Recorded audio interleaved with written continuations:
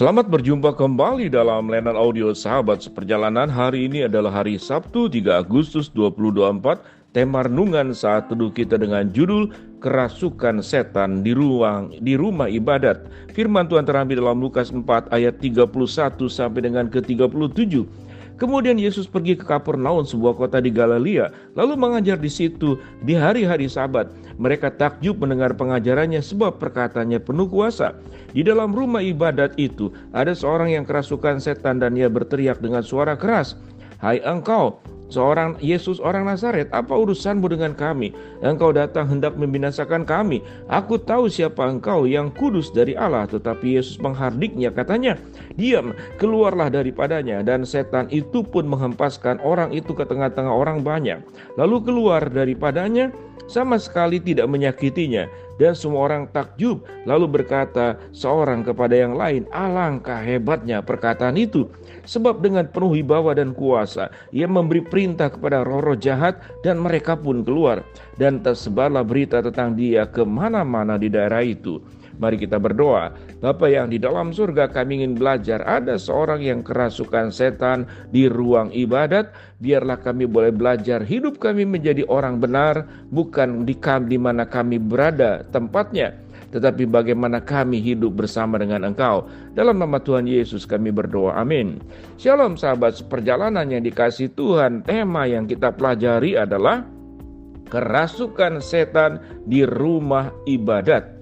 Kita mungkin berpikir rumah ibadat atau gereja, rumah ibadah adalah tempat yang kudus, tempat di mana ada Roh Allah, di mana ada Allah Bapa, di mana ada Kristus, di mana di sana ada kekudusan, di mana di sana ada kesucian. Kita anggap tempat sebagai tempat yang kudus. Sekalipun memang siogianya kita menghormati rumah-rumah ibadat. Tatkala kita datang ke gereja dengan sikap hormat, berpakaian dengan sopan, bersikap dengan baik, kita pun menjaga tutur kata kita karena kita sedang mau bertemu dengan Tuhan. Tetapi sebuah pertanyaan, bagaimana mungkin di rumah ibadat, di rumah Tuhan yang namanya tempat ibadah dan saat ini adalah gereja yang kita kunjungi, yang setiap sahabat seperjalanan setiap minggu pergi beribadah, lalu ada orang yang kerasukan setan? Bukankah kita bertanya, di mana kuasa Tuhan? Harusnya kerasukan setan itu di tempat-tempat berdosa. Mungkin di tempat-tempat orang bermabuk-mabukan, di tempat-tempat orang berbuat dosa, di lorong-lorong, di tempat-tempat yang gelap, di tempat-tempat terjadinya transaksi narkoba, di tempat-tempat di mana orang melakukan korupsi, di ruang-ruang yang terselubung dengan niatan-niatan yang buruk, bahkan mungkin juga terorisme. Lalu kita bertanya, mengapa di rumah ibadat bisa ada orang yang kerasukan setan? Pelajaran apa yang kita akan ambil di sini?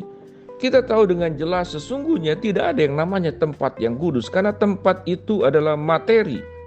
Kalau yang namanya mengenai tempat itu kemudian ada di dalam rumah, itu semuanya adalah materi. Lalu tempat itu kalau kita melihat, apakah juga di rumah ibadat, itu hanyalah benda-benda yang dibangun oleh tukang bangunan. Dari mulai dasar fondasi kemudian naik ke atas, ada unsur besinya, ada unsur temboknya, dan tembok terdiri dari semen, pasir, kemudian batu bata dan besi yang mengikat. Sampai ke atas kita bertemu dengan genteng, tempat untuk menjaga atap. Lalu ada jendela, ada pintu, ada kuncinya, ada pagar besinya, lalu ada halamannya. Lalu apakah itu tempat yang kudus? Kita bertemu dengan bagaimana Tuhan menampakkan diri juga kepada Musa sewaktu Tuhan mau memanggil, melihat bagaimana ada sebuah semak yang terbakar tetapi tidak, yang berapi tapi tidak terbakar. Dan di sanalah Tuhan menyatakan kepada Musa, tempat yang engkau sedang berdiri adalah tempat kudus, tanggalkanlah kasutmu. Lalu apa yang kita pertanyakan berbicara dengan tempat? Maka tempat yang terbaik sesungguhnya bukan tempat yang terdiri dari tanah, bangunan. Ada tempat-tempat suci, tempat-tempat kudus untuk orang-orang yang punya kepercayaan-kepercayaan tertentu yang turun-temurun.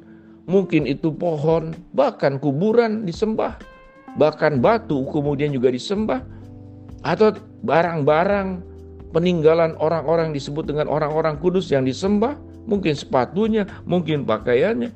Maka waktu kita menganggap bahwa benda yang namanya materi, tempat yang namanya materi, lalu kita anggap sebagai bentuk kekudusan, sesungguhnya kekudusan sesungguhnya adalah tatkala seseorang itu hatinya lah yang menjadi tempat di mana Tuhan hadir, firman Tuhan hadir. Sehingga sewaktu kemudian bertemu yang orang kerasukan setan ini, lalu dia berkata, apa yang dikatakannya? Yang kudus dari Allah. Yang kudus dari Allah, apakah engkau datang untuk membinasakan kami? Maka perkataan tersebut, ada yang mengatakan dalam penafsiran itu adalah suara iblis, bukan suara orang yang bersangkutan. Karena orang yang kerasukan setan itu sedang dikuasai oleh iblis. Tetapi waktu Tuhan menghardiknya, diam, keluarlah daripadanya. Dan setan itu pun menghempaskan orang itu ke tengah-tengah orang banyak, lalu keluar daripadanya dan sama sekali tidak menyakitinya. Dan semua orang takjub melihat perkataan takjub, lalu berkata seorang kepada yang lain, alangkah hebatnya perkataan itu, sebab dengan penuh wibawa dan kuasa ia memberi perintah kepada roh-roh jahat dan mereka pun keluar. Sahabat seperjalanan, tempat kudus yang sesungguhnya adalah pikiran kita. Tempat kudus yang kita harus terus kuduskan adalah perasaan kita. Tempat yang harus kita kuduskan adalah mulut kita. Tempat yang harus dikuduskan adalah mata kita. Tempat yang harus dikuduskan adalah telinga kita. Seluruh tubuh kita, yang seperti dalam kitab Roma 12. Persembahkanlah tubuhmu sebagai persembahan yang kudus. Bahwa dirimu adalah gereja itu sendiri. Dirimu itu sendiri adalah sebagai rumah ibadah, di mana Tuhan bertata dan engkau melakukan penyembahan sepanjang hidupmu, pagi, siang, petang, malam. Sewaktu engkau berada dimanapun, engkau sedang melakukan sebuah penyembahan dan menjaga kekudusan. Dan yang terutama, agar kita tidak dikuasai oleh iblis. Sahabat seperjalanan, orang yang sudah menjadikan Tuhan yang bertata di atas hidupnya, dia akan menjaga hidupnya baik-baik. Bagaimana seluruh anggota tubuhnya itu menjadi tempat yang kudus, melakukan perkara yang kudus. Waktu kita berbicara dalam kekudusan. Waktu kita melakukan aktivitas, kita bekerja, kita berelasi, berkoneksitas dengan orang banyak, kita melakukan semuanya dalam kekudusan. Hati, pikiran, perasaan kita, kehendak kita, telinga, mata, dan mulut kita, itu dikuduskan, di mana Tuhan bertata sungguh-sungguh di dalam diri kita. Firman Tuhan berkata, hendaklah engkau diam di dalam aku dan aku diam di dalam kamu. Firman-Mu di dalam engkau dan engkau di dalam firman-Nya. Maka engkau akan menjadi pribadi yang sesungguhnya adalah dipenuhi oleh firman Allah, dikuasai oleh Tuhan dan bukan dikuasai oleh setan. Sewaktu kita menyerahkan hidup kita ke dalam keberdosaan, maka mulut kita berdosa, telinga kita berdosa, pandangan kita berdosa, perasaan kita berdosa.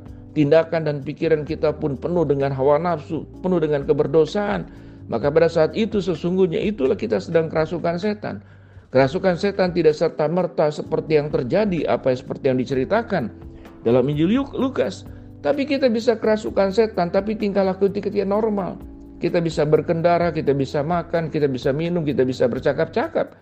Tetapi sewaktu hidup kita dikuasai oleh setan, tidak menggelepar-gelepar seperti peristiwa dalam Alkitab. Engkau melakukan normal, tapi hidupmu penuh dengan hawa nafsu, hidupmu penuh dengan kelicikan, hidupmu penuh dengan amarah, hidupmu penuh dengan iri hati, hidupmu penuh dengan rasa sakit untuk membalas dendam kepada orang yang berbuat buruk kepadamu. Maka engkau sedang kerasukan setan secara esensinya.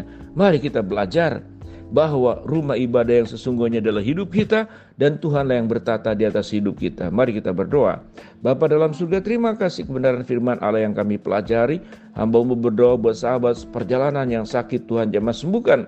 Sahabat seperjalanan yang sedang menghadapi masalah, Tuhan bukakan jalan. Sahabat seperjalanan yang sedang berdoa mengharapkan sesuatu, Tuhan kabulkan dengan cara dan waktunya Tuhan. Di dalam nama Tuhan Yesus kami berdoa. Amin.